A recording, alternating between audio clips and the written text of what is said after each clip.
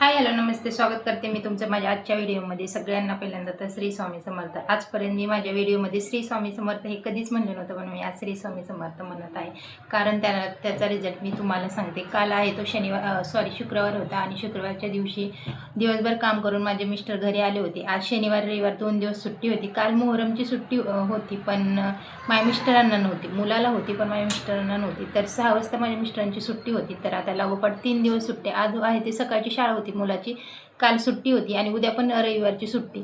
त्यासाठी आम्ही असं ठरवलं की आज शनिवारचं त्याचं खाडं झालं तरी चालेल, पण शुक्रवारी संध्याकाळी त्याला जावं, म्हणजे काल सकाळीच आणायचं होतं पण नाही जमलं, म्हणून काल संध्याकाळी आणायला चाललो होतो आम्ही। आणि म्हणलं आज उद्या 2 दिवस राहील ह्यासाठी। आणि काल तसं पण मोहरम होता, तर म्हटलं की मोहरममध्ये पण थोडंसं फिरून येईल, मायरा पण त्याच्यासोबत थोडंसं जाईल आणि मेन म्हणजे मुलं म्हणल्यानंतर आपल्याला पण जाता येईल। तर त्यासाठी आम्ही त्याला आणायला चाललो होतो। तर संध्याकाळी त्यांची 6 वाजता सुट्टी झाली। 6 वाजल्यानंतर 1 मिनटं मी मोबाईल पुढे हे आहे ते मध्ये येते, पण ह्याला इग्नोर करा। तर आम्ही 6 वाजता जायचं ठरवलं, तर आम्हाला आवरण्यामध्ये आमचे 10-15 मिनिट गेले आणि 10-15 मिनिटांनंतर आम्ही मग निघालो। तर आम्ही जिथं राहतो तिथून माझा मुलगा, म्हणजे माझी बहीण राहते, ती माझ्या बहिणीकडे माझा मुलगा राहतो मोठा, तर 25 किलोमीटर आहे ते। तर कोणी ओळखत पण असं सुप्याच्या अलीकडे आहे ते कामरगाव म्हणून। तर आम्ही चाललो होतो की निघालो आम्ही, आणि निघाल्यानंतर आम्ही पूर्ण म्हणजे व्यवस्थित गेलो। मुलीचं पण एवढं काय आवरलं नाही, आमचं पण आवरलं। म्हणलं गाडीवरून सुद्धा उतरायचं नाही, त्याला घ्यायचं आणि लगेचच निघायचं, कारण माझी बहीणसुद्धा नव्हते, गावाला गेली होती, माझी दाजी होते, दाजींची परमिशन घ्यायची आणि लगेचच निघायचं असं ठरवलं होतं। पण आम्ही एक 20 किलोमीटर अंतरावर गेलो। 20 किलोमीटर अंतरावर गेल्यानंतर आमची गाडी बंद पडली, नेमकं मेन घाटात, आणि 6:45 वाजले होत्या मेन घाटात, आणि अंधार पडायला लागला होता। तर त्यासाठी म्हणजे आम्हाला खूप थोडीशी भीती वाटली, पण आम्हाला कसं वाटलं, पेट्रोल तर आम्ही जातानाच टाकलं होतं, तर आम्हाला वाटलं काहीतरी झालं असेल, होईल चालू। त्यासाठी मग माझ्या मिस्टरांनी परत चालू करायचा प्रयत्न केला, गाडी काही लवकर चालू झाली नाही। तर तिथं आमचे 15-20 मिनटं गेले। 15-20 मिनटं गेल्यानंतर आम्ही थोडीशी गाडी ढकलली, गाडी शांत होईल। मेन घाटामध्ये पक्ष्यांचा किर्र आवाज यायला लागला, अंधार व्हायला लागला, लहान मुलगी आमच्यासोबत, आणि अंधार व्हायला लागला, आणि पक्षी संध्याकाळी कसे आपापल्या घरी जातात असे किर्र आवाज यायला लागले, त्याच्या भीतीने मला खूप भीती वाटायला लागली। आणि बिबट्या वगैरे ते पण सुटलेले आहेत, त्याची पण भीती। आणि मेन म्हणजे घाटात, आणि एक लेडीज होती माझ्या मिस्टरांसोबत, म्हणजे मी आणि आमच्यासोबत एक छोटी मुलगी होती। घाटात येणाऱ्या जाणाऱ्या गाड्या भरपूर होत्या, येणाऱ्या जाणाऱ्या, पण तरी पण भीती वाटत होती, कारण त्या घाटात भरपूर काय असे घटना घडलेल्या आहेत। तर आम्ही थोडंसं वरती जाण्याचा प्रयत्न केला, म्हणजे घाटाच्या वरती जाण्याचा प्रयत्न केला। वरती गेल्यानंतर थोडेसे हॉटेल आहेत, तर थोडंसं आम्ही चाललो, आणि नंतर मग चालल्यानंतर परत थोडीशी गाडी आमची चालू झाली। माझ्या मिस्टरांनी चालू केली, तर माझ्या मिस्टर म्हणले बस पटकन, तर गाडी चालू झाली। आम्ही निघालो की थोडंसं 1-2-3 मिनटं गाडी चालली असेल, घाटाच्या वरती गाडी गेली।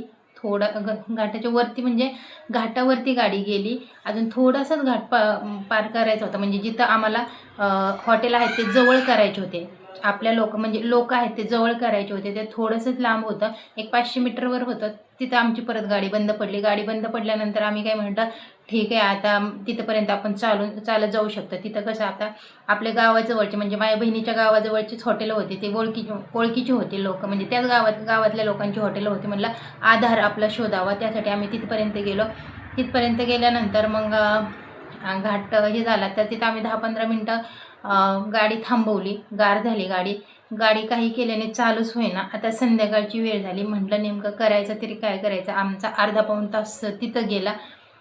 8, सव्वा 8 झालं तिथं, खूप अंधार व्हायला लागला। अंधार व्हायला लागल्यानंतर मग आता घरीसुद्धा जाऊ शकत नव्हतो, आणि इकडंसुद्धा नाही। इकडं तर आम्ही घरी अगदी आहे ना 2 किलोमीटर राहिलं होतं, 2 किलोमीटर राहिलं होतं, पण आता तिकडं जर गेलं तर तिथं राहू शकत नव्हतं आम्ही संध्याकाळचं, कारण आमच्या घरी आहे ते आम्ही लॉक वगैरे काहीच करून गेलो नव्हतो, आहे असं गेलो होतो, कारण लगेच यायचं म्हणून।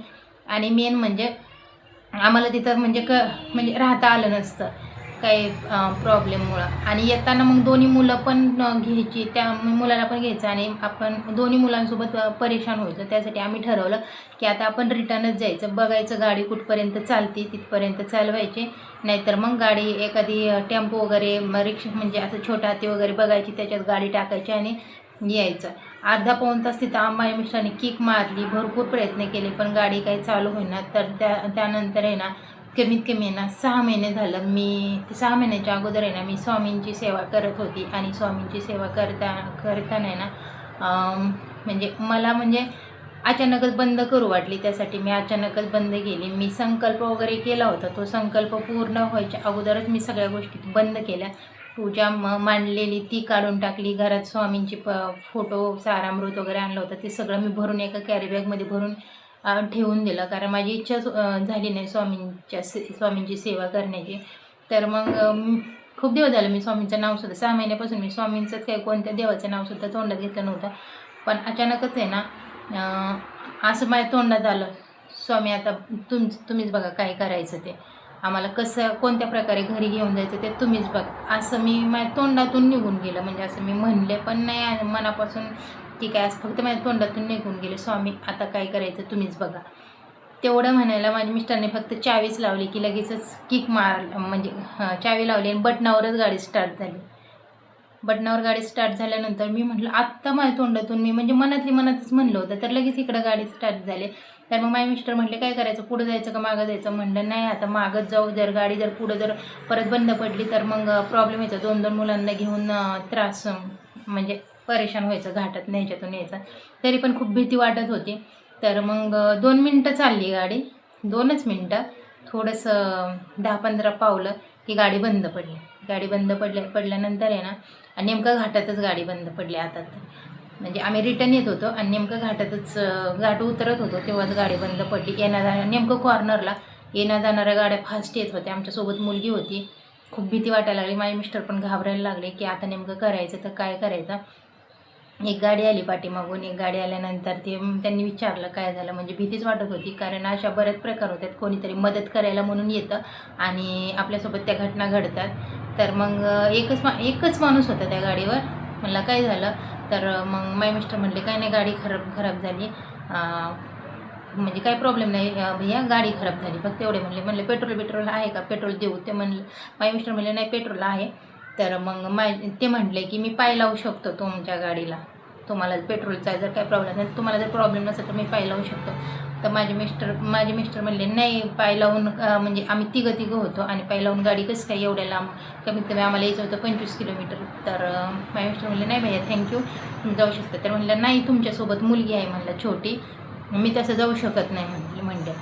आणि बरं म्हणलं थांबा मी प्रयत्न करतो.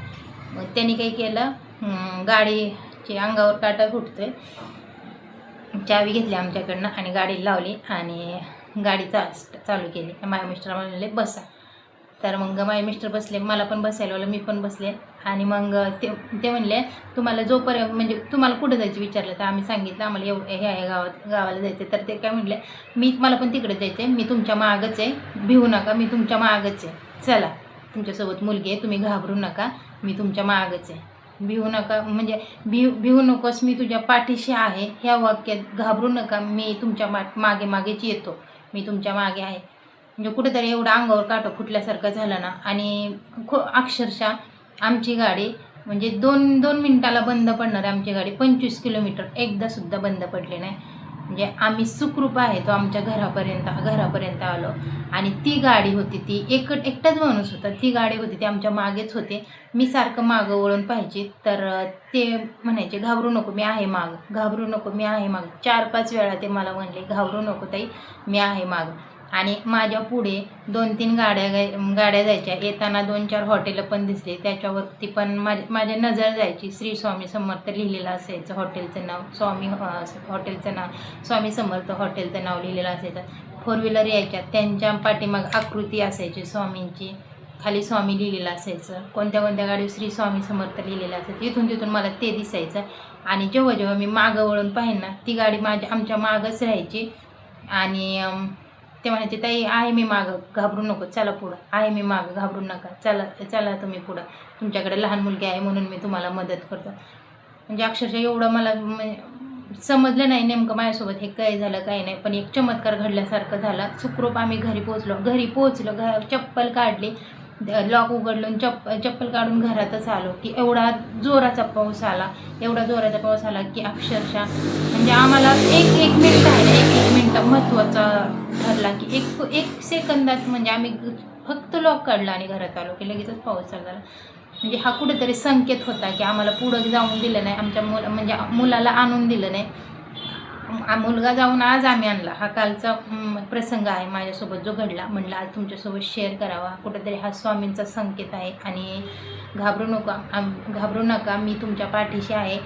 हे वाक्य मला कुठेतरी भिवू नको, मी तुझ्या पाठीशी आहे याच्यासोबत जोडलं गेलेलं वाटलं. आणि खरोखरच हे माझ्यासोबत पहिला अनुभव नाही स्वामींचा. खूप असे अनुभव आहेत माझ्यासोबत, पण स्वामींना स्वतः म्हणजे असं मला बरेचदा संकेत दिलेले आहेत की मी स्वामी सेवा करावं, मी सारामृत करावं, मी गुरुवार करावे, भरपूर संकेत दिलेत. पण माझ्याच्याने ते होतच नाही आहेत. मी किती प्रयत्न केला ना, गुरुवारचं जरी संकल्प केला ना, 11 गुरुवारचा 1-2 गुरुवार धरेन, तिसऱ्या गुरुवारी मला एकतर लक्षात नाही राहायचं, एकतर नवऱ्यासोबत भांडण होईल, एकतर कोणासोबत काय होईल, त्या रागाने मी सोडून देते. कधी सारामृताचं पण तसंच संकल्प करून सारामृत जर वाचायला घेतलं, 1, 2, 3 सारामृत होते, परत तेच होते. काही चिडचिडपणा होती, काय होतं, नवऱ्यासोबत भांडण होतं, कोणासोबत भांडण होतं, सोडून देते. पण कालचा अनुभव हा मला अक्षरशः असं वाटत होतं की खरोखरच आहे ना, देऊळ 2मध्ये जे स्वामी ज्यांच्या मागं म्हणजे गाडीवर बसून चाललेले असे ते मला इथून तिथून दिसत होतं. ते वाक्य कुठेतरी मला जोडलं गेलेलं सारखं होत होतं.